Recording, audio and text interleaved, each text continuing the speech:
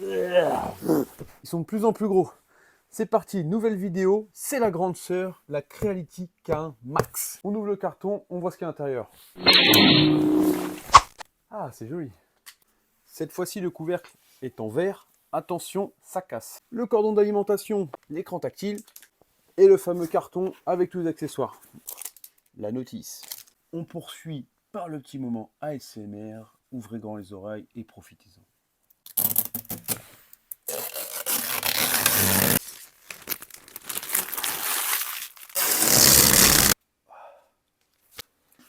Ce que je remarque direct par rapport à la K1, c'est que la caméra elle est déjà installée. Ça c'est un bon point. Pourquoi il met du scotch comme ça? Ça accroche, on ne devrait même pas l'enlever. Pour les maniaques, ce scotch, c'est une tannée. C'est parti, on regarde ce qu'il y a, et avant toute chose, je vous donne quelques infos sur cette machine. Alors on est sur une machine qui fait 435 par 462 par 526 de hauteur. Pour une capacité d'impression de 300 par 300 par 300. Donc pour une machine de cette capacité d'impression, elle est plutôt compacte. On a d'autres machines chez la concurrence qui impriment plus petit, mais qui sont beaucoup plus grosses. Et ça, c'est un bon point, et c'est dans les points positifs. C'est une imprimante FDM, donc à filament, et vous pourrez imprimer quasiment la totalité des filaments qu'on peut trouver sur le marché. Les plus communs, bien entendu, après les très spécifiques, je ne sais pas, mais en tous les cas, vous pourrez imprimer toutes sortes de filaments. C'est une imprimante Core XY, c'est le plateau qui descend lors de l'impression, contrairement aux imprimantes cartésiennes où c'est la tête qui monte en même temps d'imprimer. L'avantage, c'est qu'à haute vitesse, ça évite que la pièce qui est sur le plateau vibre et puisse se décoller. Ça favorise ce genre de choses. La température maximum de la buse, vous pouvez la monter jusqu'à 300 degrés. On a un petit écran 4,3 pouces qui va se mettre ici, on va le mettre juste après. Et elle a une connexion Ethernet, Wi-Fi et USB. Un détecteur de fin de filament, la récupération après coupure d'électricité, le nivellement automatique, la caméra intégrée comme je vous ai dit tout. Et la dernière chose, c'est le AI LiDAR. Pour le déballage et la mise en route de cette machine, vous avez 3 possibilités, 4. Le guide papier, vous pouvez scanner avec votre téléphone portable, aller sur le site internet ou encore même la clé USB qui est fournie à l'intérieur. Il y aura un fichier avec le guide de montage et d'utilisation. Dans cette boîte, comme d'habitude, les petits stickers, je pense qu'on va être pas loin de ce qu'il y avait dans la K1 normale. Alors, gros point positif par rapport à la K1 normale, on a une bobine de 1 kg. Waouh! Waouh, non, non, non, non, non, non, non. Je retire ce que j'ai dit, on n'aura pas la même chose que ce qu'il y a dans la K1. On est une gamme au-dessus, là. Un hot end complet. Avec le corps de chauffe, la buse bimatière, donc c'est en laiton et en acier à mon avis, alors c'est en 0,4. On ira voir dans la notice ce que c'est, mais à mon avis c'est une buse renforcée. Ça c'est un gros point positif encore. J'avais pas vu ça depuis la Flash Forge, donc ça c'est encore un autre bon point. Les 4 pieds anti-vibration, la poignée de porte et le fameux porte-bobine. Entre nous, il n'est pas terrible. Toujours la fameuse aiguille pour déboucher. On ne suis jamais servi. Une spatule qui est différente de celle de la K1. Elle est en ferraille. Le célébrissime stick à lèvres. Non, c'est de la colle pour le plateau, comme d'habitude. Je la fais toujours, cette petite blague. Elle me fait rire, moi. La clé USB qu'on va mettre de côté. Un point positif chez Creality, c'est la graisse qui est dans un tube. Une petite clé plate. La pochette d'outils avec clé Allen, petit tournevis et clé à tube. Et la fameuse... Ah, c'est pas la même que d'habitude.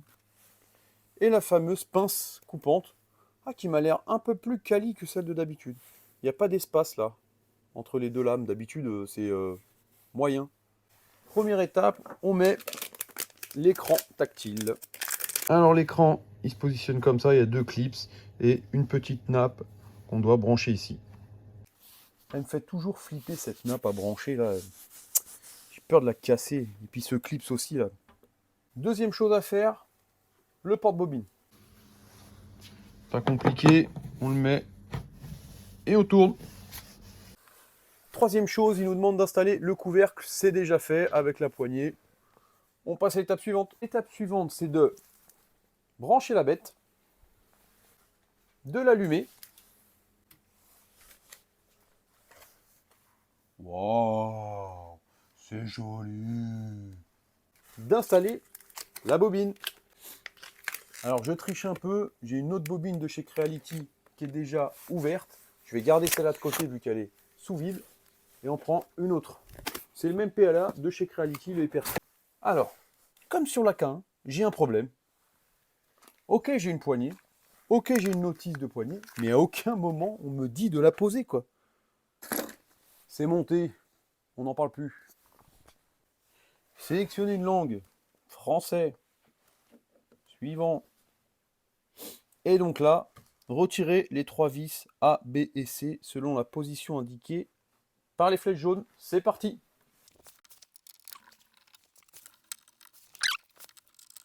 Les 3 vis, c'est fait.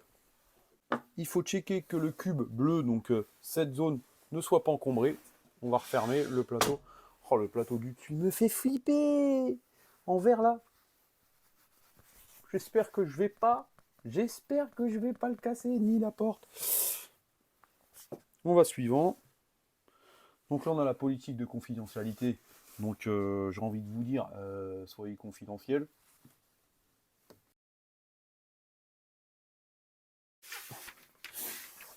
D'enlever le deuxième moment SMR. Je vous mets près du micro. Démarrer la détection.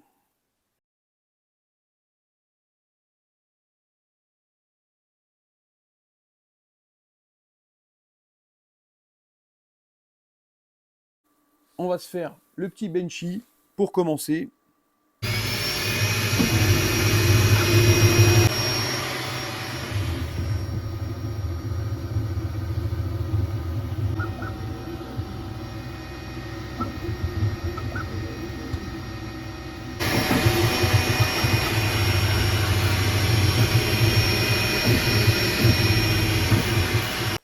Hop, le voici, sans colle.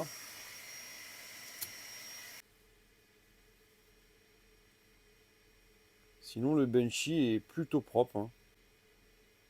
Elle est plutôt bonne. Alors là, il y a un peu de vagues, là, mais bon, c'est des réglages à peaufiner. Mais franchement, sortie d'usine, ce benchy il est sorti en 16 minutes. Et nous voici avec le deuxième test. C'est un cube. Alors c'est un cube qui permet de voir si ça gère bien les ponts, etc.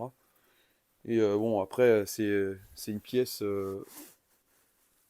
qui a été slicée par Creality, donc normalement il n'y a pas de raison qu'il y ait de problème. Et c'est plutôt propre. Voilà, la surface au-dessus dessus. Oh, elle peut être améliorée, mais bon, c'est pas mal. La surface du dessous est vraiment belle. C'est propre. Voilà, on a fait nos deux petits tests. J'utilise cette machine quelques semaines et je fais la fin et la conclusion de cette vidéo. Et pour vous, c'est maintenant. Alors, vous venez de voir les quelques images d'impression de cette machine. Ça fait maintenant 2 mois qu'elle est dans l'atelier. Elle a tourné environ 250 heures. Et ce que je peux vous dire, c'est que j'en suis plutôt très content. Elle a pris place ici dans mon étagère et pour le moment, personne ne l'a remplacée et elle va rester ici tant que j'aurai pas une machine avec une aussi grande capacité, aussi rapide et d'une aussi bonne qualité. Alors la qualité, j'ai connu mieux, mais on est quand même sur un combo taille, qualité, vitesse qui est très appréciable et très agréable. Qu'est-ce que j'ai printé sur cette machine? J'ai printé des personnages, la qualité d'impression avec beaucoup de détails. J'ai printé aussi en un seul coup ce magnifique casque. Voilà. Vous pouvez voir la qualité d'impression aussi qui est plutôt très bonne. Mais quand même, c'est une très belle pièce et ça tient en un seul bloc dans l'imprimante. Ça, c'est très appréciable. Et après, j'ai aussi imprimé des pièces mécaniques. Vous voyez, ça vise parfaitement. Et pareil, hein, on est sur une qualité d'assemblage très bonne. On peut imprimer de très grandes pièces. Alors oui, La peinture a pris un peu cher, mais on peut imprimer de très grandes pièces avec cette machine. Tout a été imprimé, tout ce Playmobil a été imprimé avec la K1 Max. Et pour ce genre d'objet, elle est très appréciable et c'est pour ça qu'elle reste dans l'atelier. C'est que si je n'avais pas elle, j'aurais pas pu faire un Playmobil aussi grand. En termes d'utilisation, j'ai eu qu'un seul souci technique particulier sur cette machine qui n'a pas engendré de grossières erreurs, mais un jour, quand j'ai décollé une impression, j'ai enlevé le plateau, celui-là. Quand j'ai enlevé le plateau, je me suis aperçu que la base magnétique bougeait. Et en fait, les vis de fixation du plateau étaient dévissées. Je crois qu'il y en a 4. Oui, il y en a bien 4. Et sur les 4 vis qu'il y avait, il y en avait 3 de dévissés. Alors, à savoir comment, pourquoi, je ne sais pas. Et donc j'ai revissé, j'ai rechecké un peu les vis, rien n'était dévissé. Donc après ça, j'ai eu aucun souci technique avec cette machine. Après, elle n'a que 300 heures. Quand elle aura 2000, 3000 heures, je pourrais éventuellement refaire une vidéo où j'explique si je suis toujours aussi content de cette machine. Mais pour le moment, on est sur une bonne machine qui me convient parfaitement. On va passer au plus, au moins de cette machine. Je vais vous donner mon avis à moi, personnel. Les moins pour cette machine, j'en ai pas beaucoup. Alors, premièrement, la qualité d'impression. Alors, elle est bonne, mais j'ai l'autre à côté qui fait mieux. Et donc, forcément, comme on compare, je me dis, ça, c'est un moins. Deuxième moins, qui est un plus aussi, parce que en termes de qualité, c'est fantastique, mais toujours cette porte en verre qui me fait j'ai tellement peur de la casser que ça en devient un moins, ça me stresse plus qu'autre chose. En parallèle de cette porte, on a ici la deuxième porte là comme ça qui est amovible. Alors ça c'est pareil, pour moi c'est un moins. Il n'y a pas de charnière, il n'y a pas d'éléments pour glisser. Ça c'est, je sais même pas si je vais réussir à la maintenir toute la vie de la machine. J'ai un doute. Donc ça pour moi c'est un moins. Ça en donne un cachet à la machine très joli, mais ça fait vraiment très peur. Ici, sur les côtés, ils ont mis du plexi. Mais sur les deux éléments qu'on doit manipuler, ils ont mis du verre. Limite, ils auraient dû mettre du verre sur les côtés et du plexi là, parce que au moins, si on les fait tomber, on les casse pas. Donc ça, c'est les petites bêtes noires de cette machine, en tout cas, de mon point de vue. Ensuite, dernier point négatif, mais bon, on est encore une fois sur un point négatif qui, quand on est un, mais quand on n'est pas vraiment un, parce qu'aujourd'hui, on veut des machines très rapides. Donc forcément, qui dit très rapide, il faut refroidir très fort. Et donc si on refroidit très fort, on fait du bruit avec les ventilos. Et oui, cette machine est assez bruyante.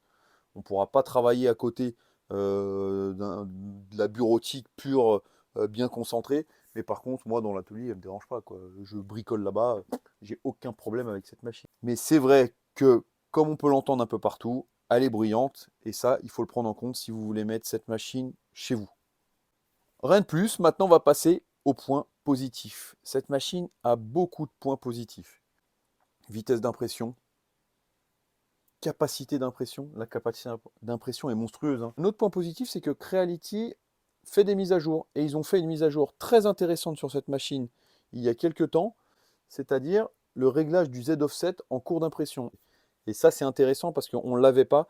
Et quand il y avait des mauvais nivellements et que la première couche commençait mal, on devait arrêter le print et recommencer. Là, aujourd'hui, on peut régler le plateau pour qu'on puisse continuer l'impression sans l'arrêter et recommencer à zéro, etc., etc. Et dernier point positif pour ma part, c'est le rapport qualité-prix. Alors c'est toujours pareil, un rapport qualité-prix, c'est très subjectif parce que ça va dépendre de votre budget et aussi de ce que vous aimez avoir par rapport à ce que vous dépensez. Et ça, c'est subjectif. Mais bon, je le dis quand même, en termes de rapport qualité-prix, par rapport au marché actuel et aux machines qu'on peut trouver sur le marché de cette gamme, je pense qu'on est sur l'une des meilleures.